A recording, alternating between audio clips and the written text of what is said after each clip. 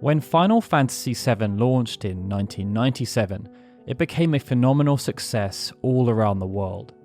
Not only did it earn multiple Game of the Year awards, it's also credited with introducing many Western gamers to the Japanese style of role-playing game, and it has since become regarded as one of the greatest and most influential video games of all time. Even today, its popularity is still going strong thanks to the compilation of Final Fantasy VII and the reimagined trilogy, which started with Remake in 2020 and continued with Rebirth earlier this year. It's a legacy the likes of which few games, if any, have ever accomplished. But after Final Fantasy VII's release and subsequent success, the question on everyone's lips was, how on earth is Square ever going to follow on from this? In 1999, we got our answer. Launching onto our screens with one of the most spectacular opening sequences ever to grace the PlayStation, Final Fantasy VIII was a roaring success from the very beginning. It sold over 2.5 million copies during its first few days on sale in Japan, and earned over $50 million in its first 3 months on sale in North America. By the end of the year, it had sold 6 million copies worldwide. During a 2021 PlayStation interview, Yoshinori Kitase, who was the director of Final Fantasy VIII, noted that its success emboldened them to use the game as a benchmark for the series' visual design from that point forward, with almost every game outside of Final Fantasy IX going on to feature realistic graphics. But despite being a critical and commercial success, the world of Final Fantasy VIII has never been revisited in any kind of official form. Yet the demand for some kind of follow-up is definitely there. In recent years, interview comments from Final Fantasy VIII's scenario writer Kazushige Nojima and Kitase have also sparked further interest in how a new installment or remake might come to pass. And much of this relates to content that was cut during Final Fantasy VIII's original development, specifically relating to the journey of Laguna Loire. Taking a step back though, it may seem surprising now, but the concern for Final Fantasy VIII being overshadowed by its predecessor was not something that was felt by the team during development. When asked by Game Inform in 2019 if there was any concern about following Final Fantasy VII, Kitase replied by saying, "I didn't really feel like Final Fantasy VII had been such a wildly successful game.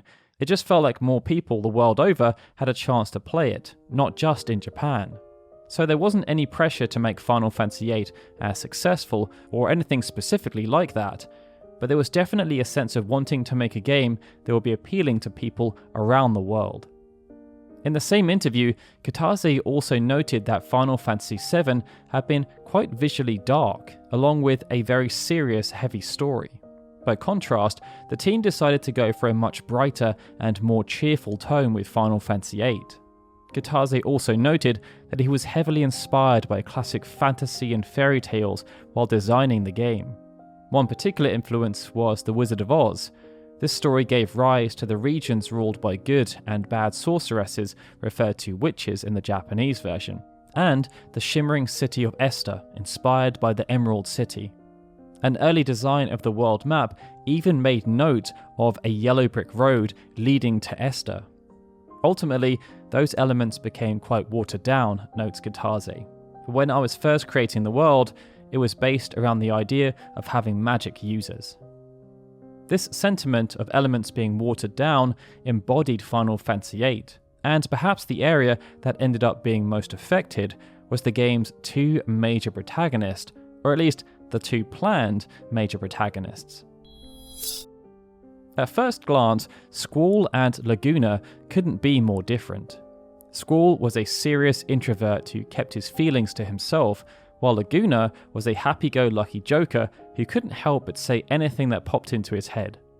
And while Squall's allies often misunderstood his motives, having no real insight into what he was thinking, Laguna's buddies knew exactly what he was going to say and do, often before it happened.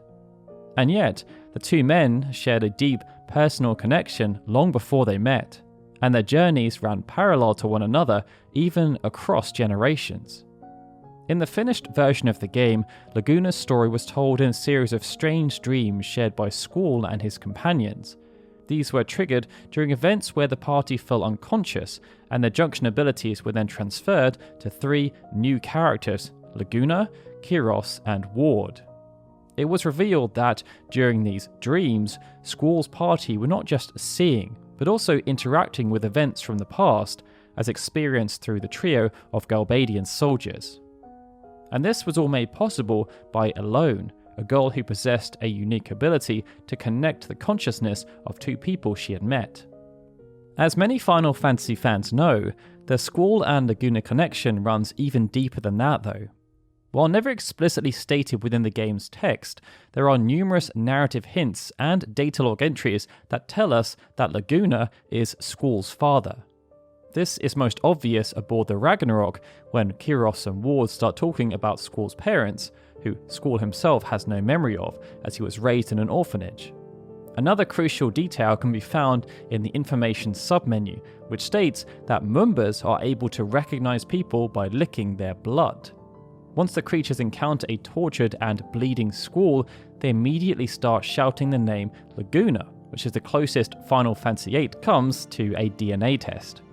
Other details, such as Squall's childhood attachment to Rain's adopted daughter, and Laguna owning Squall's Triple Triad card, helped to back up this theory, which was officially confirmed via an Ultimania. Despite this connection, there isn't a huge deal of meaningful interaction between Squall and Laguna left within the game. Even the true relationship between the 2 characters is a missable detail, should the player not pick up on the various clues and put them together.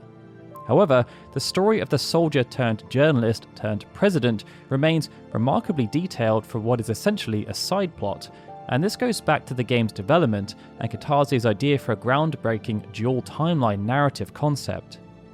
Through some early design documentation published in the Final Fantasy 20th Anniversary Ultimania, we can see some of the original concepts that director Katase wanted to explore. One of these was based on having 2 timelines, past and present, that played out concurrently as the game progressed, each featuring their own protagonist. While these design documents date back to the release of Final Fantasy VI, a 1998 interview with Nomura published in the Japanese magazine Game Walker revealed that Katase and Nomura had been discussing the dual protagonist concept as far back as Final Fantasy V.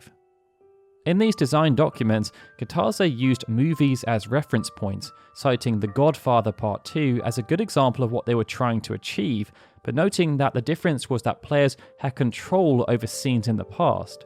And while the events of the past timeline would have some impact on the present, Katase insisted that nothing like Back to the Future would occur, presumably meaning that nothing could be done in the past scenario that would make the present into something totally unrecognizable, or that would prevent the main characters in that era from being born. This was especially interesting when we look at certain scenes from Final Fantasy VIII and realize that Rinoa's mother almost had a romantic relationship with Squall's father. Much of the focus in these design documents revolves around the idea of the past and present scenes centered on characters who were father and son. For instance, the father could choose to leave a sword behind in a dungeon that could later be discovered and equipped by the son, or the father could learn a specific skill, such as the ability to wield 2-handed weapons, which would then be inherited directly by his son, triggered by a flashback sequence that would show the father teaching the skill to him, or that the secrets of mastering the skill could be left behind in a book, waiting to be discovered by the son when visiting a certain location. Unfortunately, Katase was unable to explore many of these concepts in much detail, as development on Final Fantasy VII was shelved in favour of the company putting all of its focus on helping Chrono Trigger. When development of VII resumed, the landscape had changed, and it meant the ideas had to wait until Final Fantasy VIII to be explored. In the end though, the idea was again never fully realised, and only a few examples can still be seen within the game, most notably when Squall visits the lunatic Pandora after the player has already interacted with the environment as Laguna. Depending on the player's actions, such as releasing boulders or finding a key, different doors remain open in the present, rewarding the player's curiosity with rare items. Sadly, this remains an underused mechanic in the finished game, and this was because Laguna's role kept being cut down during development. From all accounts given by the development team, Final Fantasy VIII was meant to be a much bigger game, with the original plan focused around there being an equal amount of content split between Squall and Laguna. In an interview with Famitsu published on the 5th of June in 1998, we can see that there was still much talk of Laguna, of the two worlds the team planned to create, and how the two main characters would meet, which was a key part of the story. In another interview from this period, Nojima gave the following insights into developing both protagonists and the importance of Laguna to the story. He noted, "As for Squall and Laguna, the basic idea was that we wanted Laguna's character to do the things that Squall was unable to do. In the beginning, when I talked to Nomura, we decided Squall's character was aloof and unsociable, and that he doesn't like to talk to people. I thought, okay, cool, but that might be a problem for the story. But I figured, no matter how aloof he may be, he's still ultimately a 17-year-old, and that youthful spirit would finally win out. So he starts out distant, but gradually becomes more open as the story goes on. However, due to various reasons, most likely the combination of time, technical and budgetary restraints, Laguna's sections and his role in the wider narrative were scaled down drastically during development, something Nojima still laments to this day.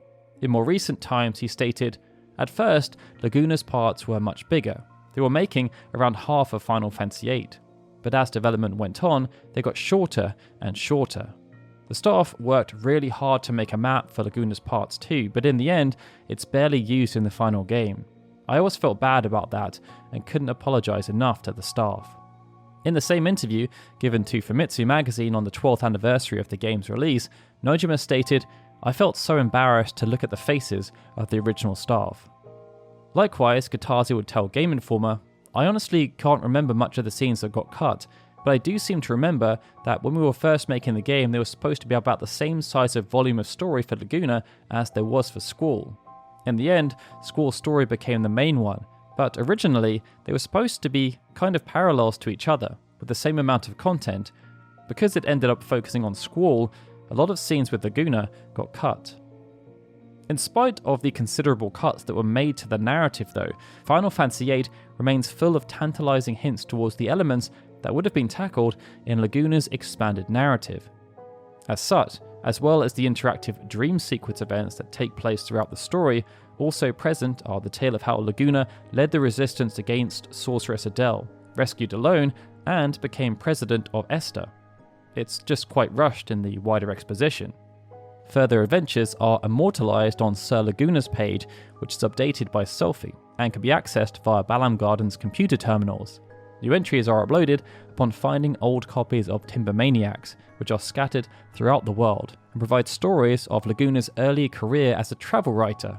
Unfortunately, the full articles are not readable, so we only have Selphie summaries to go by. After the commercial success of Final Fantasy X-2 and the compilation of Final Fantasy VII, it became clear that sequels and spin-offs were no longer off the table for mainstream titles. And with such a rich lore and memorable characters, Final Fantasy VIII has always had the potential for more stories. That then brings us onto the prospect of supplemental Final Fantasy VIII properties. And no, we're not talking about a Final Fantasy VIII remake, we're talking about the potential for there to be a prequel or sequel. It's often not a major topic of conversation given the spotlight has a near permanent focus on Final Fantasy VII, but there is a willingness from the game's writer to expand the narrative in this manner. And that's because Laguna's tale feels like one that's begging to be told in more detail. From the near brush with death that ended his career as a soldier, to his travels as a journalist for Timbermaniacs, and even his brief but memorable stint as a film actor, Laguna's story could allow players to learn much more about the characters from this period, such as Kyros, Ward, and Alone, as well as Julia and Rain, who had both passed away before the events of the main game. With so much of this background left unexplored, but full of ideas, Nojima has voiced an interest in revisiting Laguna's story, ideally in a new game featuring Laguna as the main protagonist. Nojima confirmed this in an interview with Famitsu. When asked what kind of story he would depict in a new Final Fantasy VIII related game, he responded, "It would focus on Laguna's life. I want to show more of his story. Maybe the segments are so popular though because they're so short, but yes, the game would be about showing Laguna's bad points, and then at the very end, it would show his cool side. But for it to work, he'd really need to be depicted as a clown for most of the game. Fans of Final Fantasy VIII have also expressed an interest in a prequel focusing on Laguna and his comrades, but there's also the prospect of a direct sequel.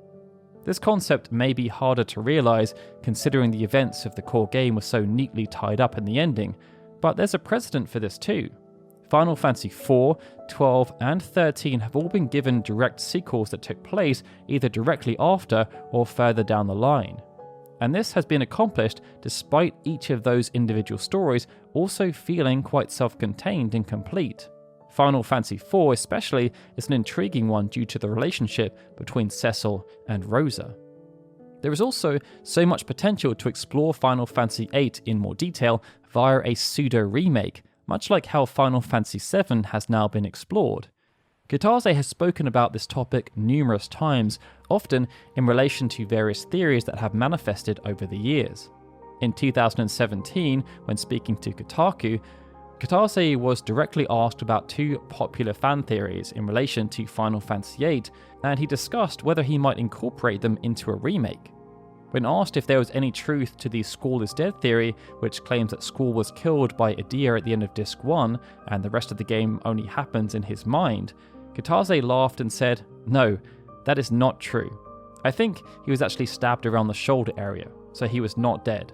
But that is a very interesting idea, so if we ever do make a remake of Final Fantasy VIII, I might go along with that story in mind."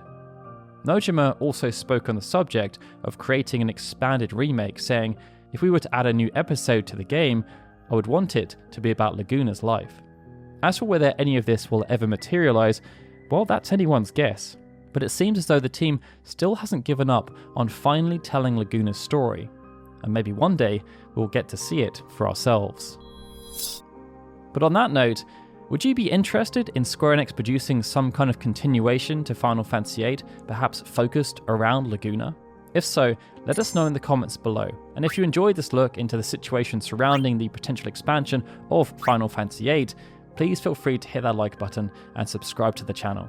Alright everyone, with that, this is Darryl signing out. As always, I'd like to give a big thank you to all of our Patreon and YouTube membership supporters, especially Benjamin Snow, The Livestream, Gregory, Juan Jaramillo, Justin Dent and Sukun TDK who are super special Onion Knight supporters, and of course, a big thank you to everyone for watching this video. I'll see you all again soon for more Final Fantasy goodness.